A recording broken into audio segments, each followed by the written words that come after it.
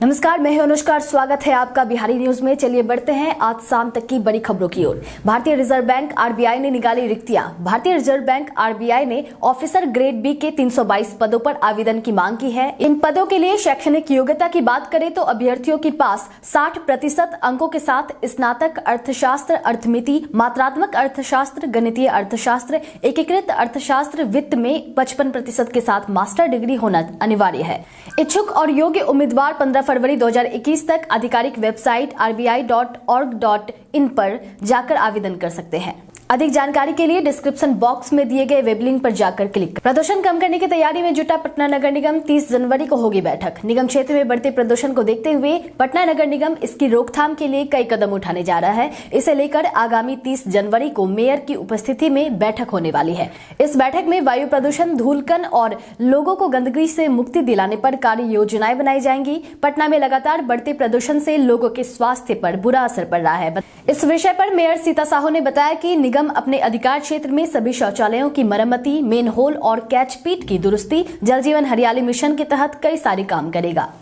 आंध्र प्रदेश से जुड़ गया मिथिलांचल। भागलपुर और जयनगर के बीच हुई ट्रेन सेवा की शुरुआत। आंध्र प्रदेश और मिथिलांचल के बीच की दूरी को पाटने के लिए ट्रेन सेवा की शुरुआत की गई है, जिसके तहत भागलपुर से जयनगर के बीच सीधी ट्रेन सेवा शुरू की जा चुकी है। नई ट्रेन सेवा के शुरू होने से आंध्र प्रदेश और मिथिलांचल रेल मार्ग से जुड़ गया है। इस ट्रेन के चलने से भागलपुर के साथ साथ मुंगेर, बांका और झारखंड के यात्रियों को भी अब काफी सहूलियत मिलने वाली है। आपको बता दें कि इस नई ट्रेन को मेयर सीमा शाह, सांसद अजय मंडल समेत अन्य नेताओं ने हरी झंडी दिखाकर रवाना किया है। खबरों की माने तो पहले दिन इस ट्रेन से कुल मिलाकर 166 लोगों ने यात्रा किया है। यह यात्री काफी ज्यादा उत्साहित नजर आए। आपको बता दें कि कई सालों के बाद भागलपुर को यह नई ट्रेन की सौगात मिली है। रामविलास पासवान को मरणोपरांत पद्म भूषण पुरस्कार मिलने से जदयू में बेचैनी के संकेत। विधानसभा चुनाव के दौरान से ही लोजपा और जदयू में खटपट के बीच पूर्व केंद्रीय मंत्री सह लोजपा के तत्कालीन मुखिया रहे स्वर्गीय रामविलास पासवान को केंद्र सरकार द्वारा पद्म भूषण दिए जाने के फैसले पर जदयू में कुलबुलाहट दिख रही है। जदयू के शीर्ष नेताओं की प्रतिक्रियाएं बता रही हैं कि केंद्र के इस फैसले से वे खास रुचि नहीं दिखा रहे हैं। जदयू द्वारा जारी पीसी में बिहार के सभी 5 लोगों के पुरस्कार पाने पर खुशी जाहिर की गई, लेकिन राजनीतिक जीवन में वर्षों साथ रहे स्वर्गीय रामविलास पासवान को पुरस्कार मिलने पर खास प्रतिक्रिया नहीं दी गई। पीसी के बाद आरसीपीसी ने बयान दिया कि मरणोपरांत सम्मान पाने वाले परिजनों को शुभकामनाएं देते हैं। सूबे में जारी है सर्दी का सितम। तापमान गिरने से बढ़ी कनकनी। बीती रात से ही एक बार फिर पारा गिरने के साथ ही शीतलहरी ने लोगों की परेशानियां बढ़ा दी है। ठंडी हवा के बहने से ठिठुरन भरी रात रही। वहीं दिन में भी घना कोहरा छाया रहा। दिन भर धूप के दर्शन भी नहीं हुए। राजधानी पटना समेत जिन जिलों में येलो अलर्ट जारी किया गया है, वहां ठंड के कारण सड़कें सुनसान दिखी। लोग बाग अलाव के सहारे दिन बिताते दिखे। मौसम विभाग के अनुसार अगले 2 दिन ठंड से मुश्किलें बढ़ाने वाले होंगे। मंगलवार को अधिकतम तापमान 17 डिग्री रहा, वहीं न्यूनतम तापमान 8 डिग्री रहा। ठंड के मद्देनजर प्रशासन से कंबल वितरण और हर चौक चौराहों पर अलाव जलाने की व्यवस्था की मांग लोग कर रहे हैं। बिहार की 13 वर्षीय अंजलि बनी 1 दिन की थाना प्रभारी। बिहार में महिलाओं के उत्थान के लिए हर संभव काम किए जा रहे हैं। इसी क्रम में अब कुछ दिनों पहले ही उत्तराखंड में एक लड़की को 1 दिन का मुख्यमंत्री बनाया गया, तो वहीं बिहार के बेगूसराय जिले में भी एक ऐसा ही मामला देखने को मिला, जहां अंतर्राष्ट्रीय ताइक्वांडो खिलाड़ी 13 वर्षीय अंजलि को 1 दिन के लिए बलिया थाने का थानाध्यक्ष बना दिया गया है। 72वें गणतंत्र दिवस के मौके पर कम्युनिटी पुलिसिंग के तहत ही यह कदम उठाया गया है, जिसके बाद कार्यभार संभालते ही अंजलि कुमारी को पहला आवेदन बलिया बाजार में अतिक्रमण को लेकर दिया गया। थानाध्यक्ष और आईपीएस अधिकारी अवधेश सरोज ने बताया कि फिल्म नायक में अनिल कपूर को 1 दिन का सीएम बनाने की तर्ज पर ही ये कदम उठाया गया है। पंचायत चुनाव में 127 अति पिछड़े जातियों की बल्ले बल्ले। पंचायत चुनाव में पिछले वर्ग की 127 जातियों को आरक्षण का लाभ मिलने वाला है। पंचायत चुनाव में इन जातियों के प्रत्याशियों को नामांकन पत्र के साथ साथ जाति प्रमाण पत्र सौंपने की तैयारी हो रही है। जाति प्रमाण पत्र के सही नहीं पाए जाने पर उनका नामांकन रद्द किए जाने का भी प्रावधान है। इसके साथ ही सभी को यह साफ कर दिया गया है कि गलत जाति प्रमाण पत्र सौंप देने पर उनकी सदस्यता भी अब जा सकती है। आपकी जानकारी के लिए आपको बता दें कि बिहार अधिनियम में अत्यंत पिछड़े वर्गों के लिए एनेक्सर 1 में कुल 127 जातियां शामिल हैं। इनमें कपड़िया, कानू, कलंदर, केवट, कादर, कोड़ा, खटवा, खंगर, खटिक, गंगोता, चाय, चपोती, तुरहा, धानुक, नोनिया, बलदार, माली, कसाई, छिपी, तीली, रंगरेज, सिंदुरिया जैसी जातियों के नाम शामिल किए गए हैं। सीटीईटी परीक्षा में अभ्यर्थियों को कोरोना घोषणा पत्र लाना हुआ अनिवार्य। 31 जनवरी को राष्ट्रीय शिक्षक पात्रता परीक्षा का आयोजन होने वाला है। परीक्षा को लेकर सीबीएसई की तरफ से गाइडलाइंस भी जारी कर दिए गए हैं। परीक्षा के लिए उपस्थित होने के लिए हालांकि अभ्यर्थियों को कुछ नियमों का पालन करना होगा, जिसके तहत अब आपको परीक्षा में शामिल होने के लिए माता पिता से सहमति लेना अनिवार्य होगा।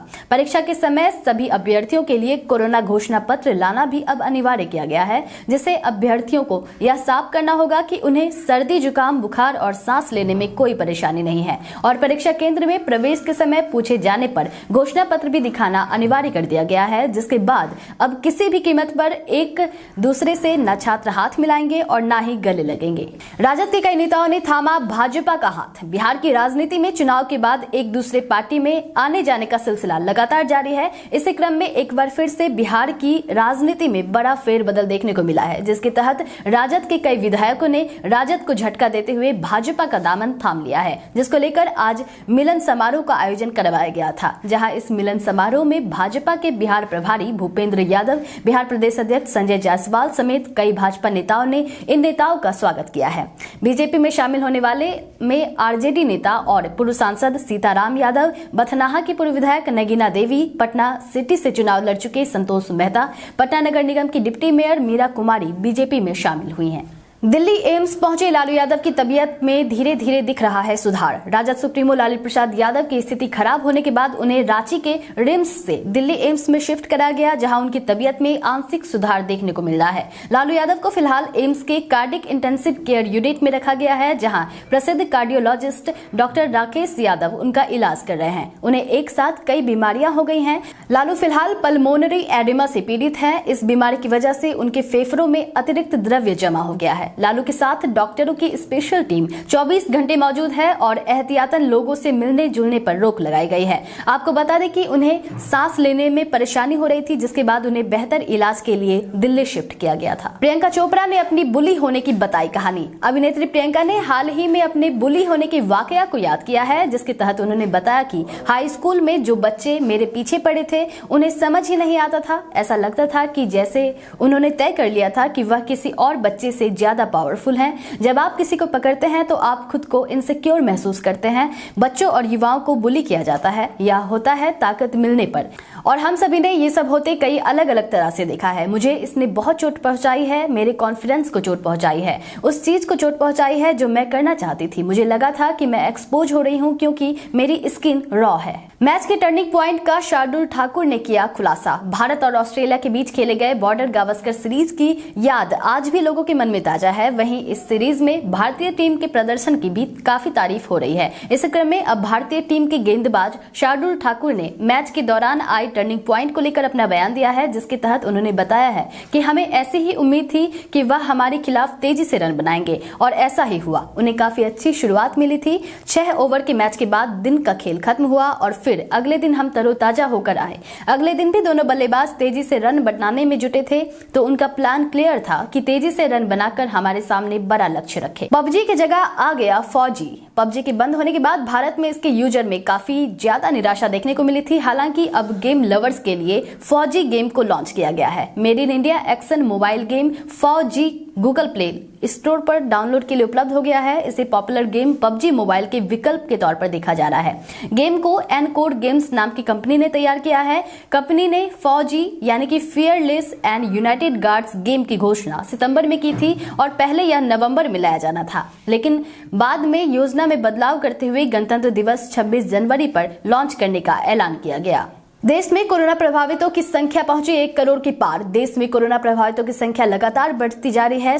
स्वास्थ्य मंत्रालय की तरफ से साझा की गई जानकारी के अनुसार भारत में पिछले 24 घंटे में कुल मिलाकर 13,320 मरीजों की पुष्टि की गई है, जिसके बाद प्रभावितों की संख्या बढ़कर 1,06,89,527 पर पहुंच गई है। वहीं बीते 24 घंटे में कुल मिलाकर 137 लोगों की जान जा चुकी है, जिसके बाद जान गंवाने वालों की संख्या बढ़कर 1,53,724 पर पहुंच गई है। वहीं अब तक पूरे देश में कोरोना का प्रभाव कम होता जा रहा है। जिस तरह से बीते कुछ दिनों से कोरोना के नए मामलों मामलों में गिरावट देखने को मिल रही है। वहीं आपको बता दें कि भारत में अब तक कुल मिलाकर 1,03,59,305 मरीज ठीक हो चुके हैं, जिसके परिणाम स्वरूप अब भारत में 1,76,498 सक्रिय मामले बचे हैं। तो चलिए बढ़ते हैं आज के सवाल की ओर। आज का सवाल कुछ इस प्रकार है कि बिहार में बढ़ते प्रदूषण की रोकथाम के लिए आपके अनुसार क्या क्या उपाय हो सकते हैं। तो आप अपने जवाब हमें कमेंट सेक्शन में कमेंट करके जरूर बताएं और देश विदेश की ताजा खबरों के साथ बने रहें हमारे साथ बिहारी न्यूज पर। नमस्कार।